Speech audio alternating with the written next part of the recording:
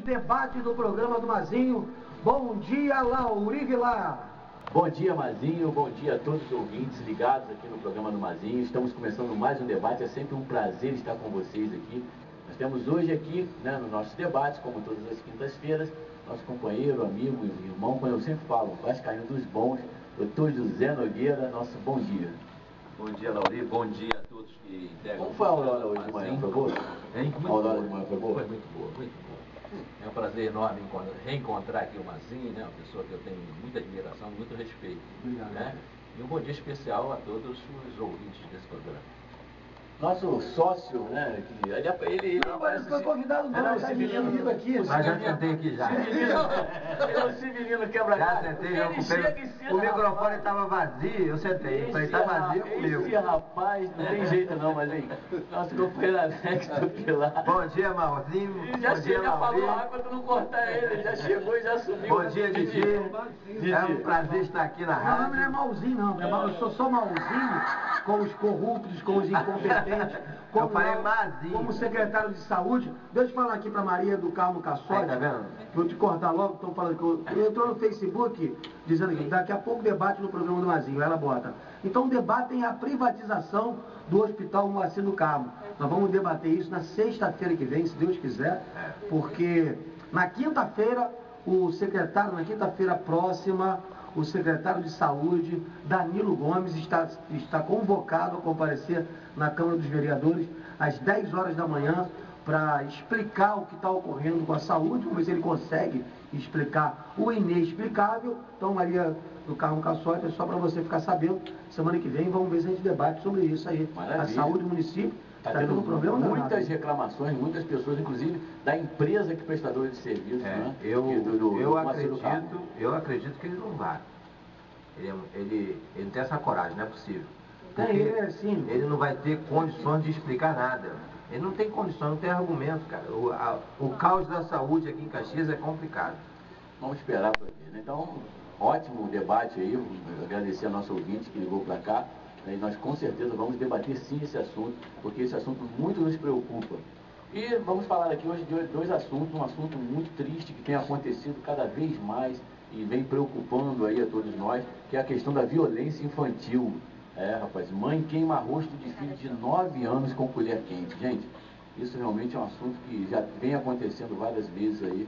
Foi notícia essa semana e nós vamos falar aqui hoje. Ele levou na mão, né, mano? Levou na mão muito feio. Nós vamos falar aqui daqui a pouquinho sobre essa questão e também vamos falar de alguma coisa boa, lógico, evidente. Vamos falar da questão da qualificação de mão de obra. É isso mesmo. O governo federal promete gerar 8 milhões de vagas para a qualificação profissional. Vamos ver aqui, vamos discutir esses assuntos daqui a pouquinho aqui nos debates do programa do Mazinho. Agora vamos falar de um assunto muito triste, que é a questão da violência infantil.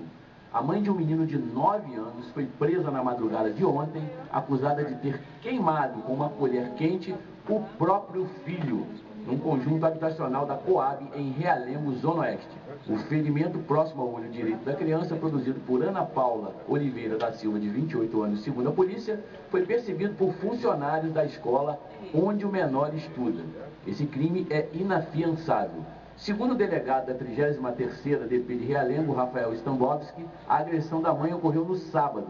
Ela ficou descontrolada ao ser informada que o filho teria furtado um telefone celular num salão de beleza. Ela foi até a cozinha do apartamento, aqueceu uma colher e provocou o ferimento de cerca de 5 centímetros no rosto da criança. Com base nos depoimentos da criança, de funcionários da escola, da avó e da tia do menino, além do resultado da perícia, Rafael Stambowski resolveu pedir pessoalmente ao plantão do Tribunal de Justiça do Rio a prisão temporária de Ana Paula por 30 dias. O menino foi entregue aos cuidados da avó. Ana Paula foi atuada pelo crime de tortura qualificada. O crime é inafiançável e a pena pode chegar a 10 anos de prisão. Olha, mais um assunto que não é o primeiro, tem sido muito corriqueiro essa questão da violência infantil, nós temos acompanhado, nos noticiários. Realmente é muito triste isso. Lógico, você não corrige dessa forma, eu acho que você só revolta a criança. Aí a intenção da mãe, pelo visto, foi tentar corrigir. Mas, gente, não é assim que se corrige. Por favor, porque isso só piora a situação. Não é isso, Zé Nogueira? Lauri, o Mazinho estava falando sobre a violência, né?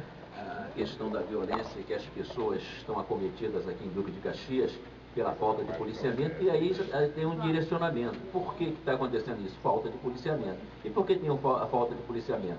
Tem uma política equivocada do governo do Estado, endereçando os policiais para as UPPs e esquecendo uma cidade como Duque de Caxias.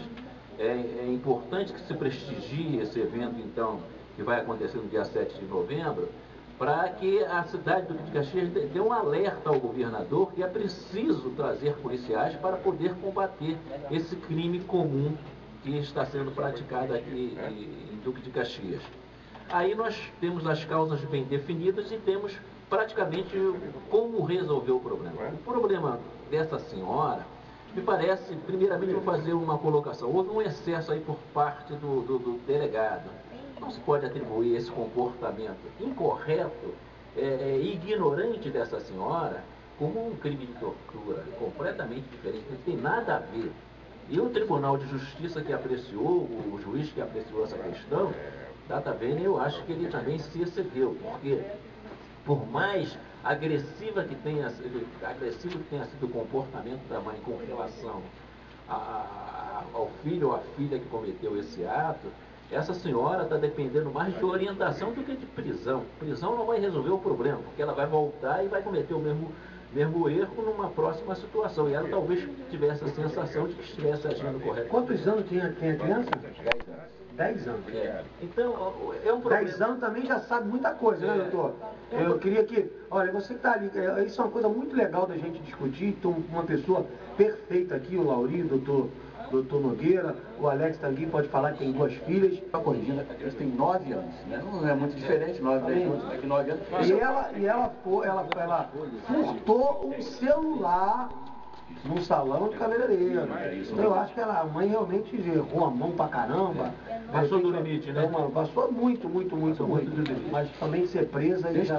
Sobre o argumento de tortura é inconcebível, pelo menos pelas informações que são trazidas ao nosso conhecimento. Vamos aproveitar então aqui a ligação da Vladimira, não é isso? Vladimira Helena, da Vila São Luís, ela está dizendo o seguinte, que a mãe exagerou no castigo, mas que não deve ser condenada. A intenção dela foi corrigir, porque o filho também errou. Está falando aqui. Valquíria Helena, da Vila São Luís. É a situação que nós falamos. Essa senhora, mãe, ela precisa ser educada também. Aí entra aquele trabalho, né? Porque, veja só, o que acontecia antes, o comportamento do menor ou da criança, porque o menor aí você teria que considerar a criança e o adolescente, né? Que até os 12 anos é considerado criança e os 12 aos 18 anos é considerado adolescente. E muitos adolescentes vivem essa realidade, cometem erros graves e que as famílias têm a obrigação de corrigir, mas não sabem como corrigir. Algumas não têm nem condições de corrigir. E doutor, depois, se uma mãe não corrige, de vez muito seriamente, daqui a pouco faz 18 anos, vai preso e na prisão é muito pior ainda. Muito pior mesmo. Agora, de qualquer forma, a gente tem que analisar essa questão sobre um ângulo interessante. Primeiro, a fragilidade da criança. Quer dizer, quando nós estamos citando esse caso aqui, evidentemente o debate não vai se restringir ou vai se limitar a essa situação específica, mas da violência que é cometida de uma forma geral entre 4 paredes e que você depara com a fragilidade da criança, que ela não tem como se defender, e aquele que deveria ser o defensor ou o protetor, que é o pai ou a mãe, às vezes são os próprios agressores. Então a gente tem que distinguir entre o fato noticiado pelo jornal e a violência infantil que ocorre nos lares. É diferente. Completamente diferente. E muitas vezes por mães que foram agredidas pelos pais. Exatamente, traz consequências enormes. A educação que elas tiveram foi essa, de corrigir os seus erros através de uma outra agressão. Então, é óbvio que nesses casos, a sociedade precisa se armar ou criar mecanismos para que essas pessoas possam ser reeducadas e possam, com essa reeducação, dar um tratamento mais digno e mais próprio, vamos dizer, mais moderno para a recuperação dessas crianças que às vezes tomam um caminho equivocado e que precisam ser corrigidos. Houve excessos nesse caso aí, mas eu espero que o tribunal reformule a sua decisão e que, ao invés de colocar essa senhora na prisão, que coloque num local onde ela possa aprender a reeducar a sua filha. Alex, Pilar. Eu acho que essa questão aí, entendeu? Ela se excedeu mesmo. Acho que ela tem que ser penalizada da forma na lei, não enquadrada nisso aí que ele falou. E nós não podemos deixar de falar aqui do avanço que teve o Estatuto da Infância e da Adolescência, o trabalho dos conselhos tutelares, entendeu? A orientação aí é uma questão de formação da pessoa, né? É o que o doutor falou, né? Ela não é orientada, de repente ela foi criada nesse esquema de agredir, de corrigir, de dar castigo. Ela se excedeu. Teria que ver, doutor, não teria que ver também os antecedentes da mãe? Isso aí. Se ela tem outros filhos, procurar saber a família dela, como ela trata dos outros filhos, que ela pode ter querido também só ameaçar a criança. E pode ter queimado, não sei. Falei se ela bate constantemente, se ela é uma agressora quanto mais. Tem que ter um histórico. A gente saber essa história, não é? A história está mal contada aí no jornal. Porque qualquer pessoa percebe que tortura é algo completamente diferente disso aí. Se a mãe bate sempre na criança, sem motivo algum, a gente vê muitas vezes na rua uma criança, às vezes, fazendo uma malcriação, a mãe puxa pelo cabelo, puxa a orelha, não sabe educar. Mas hoje já diminuiu bastante, mas a gente via muita criança ser agredida, até pelos próprios pais, por parentes. Essa questão aí da lei, do Estatuto do Menor, da Infância e da Adolescência, o trabalho do Conselho Tutelar. Existe hoje a denúncia, o disque denúncia, né? Que as pessoas denunciam, o próprio vizinho denuncia. E nós tivemos um avanço muito grande nessa questão aí. E nós temos que continuar a fazer isso. Agora, o que o doutor Nogueira falou é um negócio interessante que me alertou para uma coisa. Tem que haver também uma orientação para os pais, né? São medidas socioeducativas. Porque hoje os delitos da criança, dos jovens, são diferentes do que há 30, 40 anos atrás, concorda? Então a pessoa ela tem que saber como ela vai dar o castigo à criança, como é que ela vai proceder. Essa mãe aí, ela está desorientada. De repente ela no desespero, ou ela está naquela circunstância ali, não saber o que fazer, ela se excedeu. O que acontece aqui, pelo que eu li mais ainda em outros jornais da matéria, ela já tem um histórico familiar de pessoas que descambaram para o crime na família. E a preocupação dela, na verdade, em relação a isso, entendeu, foi essa questão de ver que o filho furtou um aparelho celular e ser o início de uma... É uma coisa, não é uma situação fácil. Nós somos contra qualquer tipo de violência, mas não é uma situação fácil. Tem que ser discutida a fundo. Deixa eu colocar uma questão interessante. Isso daí revela de uma maneira assim, bastante superficial, mas de alguma forma revela o que acontece nos lares. Então, não só por essa questão eu até acho ela simples de ser resolvida com essa reeducação da mãe, se esse fosse o caminho buscado pelas autoridades. Mas o Alex lembrou bem que até bem antes dos anos 80, todas as questões ligadas às crianças e adolescentes, naquela época chamada menor, o que muita gente chamava de menor, né, equivocadamente, eram submetidas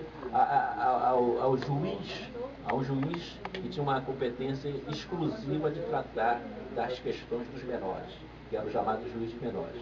A sociedade evoluiu a ponto de criar um conselho da criança e do adolescente, e esse conselho da criança e do adolescente, ele cria medidas, quer dizer, ele tem uma função deliberativa, ele cria medidas para enfrentar essas questões dos menores, que são abandonados, menores que são maltratados, enfim, uma série de circunstâncias.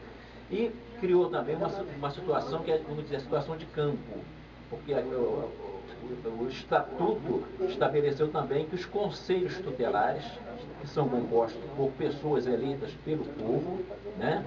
Periodicamente, aqui em Caxias parece que tem 2 distritos que têm conselhos tutelares. E esses membros do conselhos tutelares são preparados para enfrentar essa situação. Então, ao invés de uma medida grosseira, ao meu ver, do delegado, ele deveria realmente colocar a questão para o Conselho Tutelar, para que o Conselho Tutelar, com a sua experiência, com a sua vivência, com o seu conhecimento técnico, possa chamar essa família, especificamente essa mãe, e o Conselho Tutelar, pelo seu conhecimento, poder, então, orientar essa mãe. Né? Esse é o papel fundamental. E o papel também... Só uma parte, porque muitas das vezes também, o Mazinho falou uma coisa muito certa, a gente tem que saber o que essa família está passando. Porque tem mãe hoje, que ela é mãe, que ela é pai, que ela é chefe de família, que ela é tudo. Ela cria o filho sozinha, ela trabalha, ela não tem muito tempo para tomar conta da criança. Então isso aí é uma carga muito forte, uma responsabilidade muito grande em cima da mãe. E tem um detalhe, é o seguinte, por exemplo, as associações de moradores, tem associação de moradores que só se institui para eventos políticos, ou na época da política. Elas têm um papel fundamental, ou elas têm esse papel de promover palestra, de levar autoridades, de levar inclusive membros do Conselho Tutelar para essa associação, para orientar as pessoas quando os filhos transgredirem. Porque há uma série, esse assunto ele é muito longo, ele demandaria um programa inteiro para a gente debater essa questão, porque nós temos, por outro lado, fora do caso específico, o abandono do menor, o abuso sexual, muitas das vezes, dos pais, dos padrastos, enfim, das pessoas que deveriam dar proteção à criança, e as consequências desse comportamento fazem com que no futuro, talvez, a pessoa haja como essa mãe. Cada caso é um caso, né, que tem que ser avaliado com bastante cuidado, e eu acho que o Alex também foi muito feliz quando ele falou da questão dos conselhos tutelares, que devem atuar dessa maneira. Medidas socioeducativas têm que ser tomadas. Eu acho que tem que chamar as mães, os pais, né, principalmente nessas questões, e aplicar essas medidas, mas que as pessoas até aprendam a se comportar. Muitos não sabem se comportar, porque no passado também tiveram uma criação complicada. Então tudo faz parte do... A gente sempre diz aqui que a família é fundamental, né? Em todos os nossos comentários, como nós falamos aqui, é verdade. A gente não sabe o que essa pessoa viveu em família, a gente não sabe o que se passou. Então, lógico e evidente, a violência não leva a lugar nenhum, só revolta. Então não é com violência que se corrige. Mas, muitas das vezes, cada caso é um caso importante e tem que ser avaliado com muita tranquilidade. Esse assunto é muito, como o Nogueira falou, daria um programa inteiro, 2 programas e até mais. Mas nós estamos chegando aqui no nosso horário do intervalo. Então, nós vamos dar nosso intervalo, 10 horas e 58 minutos.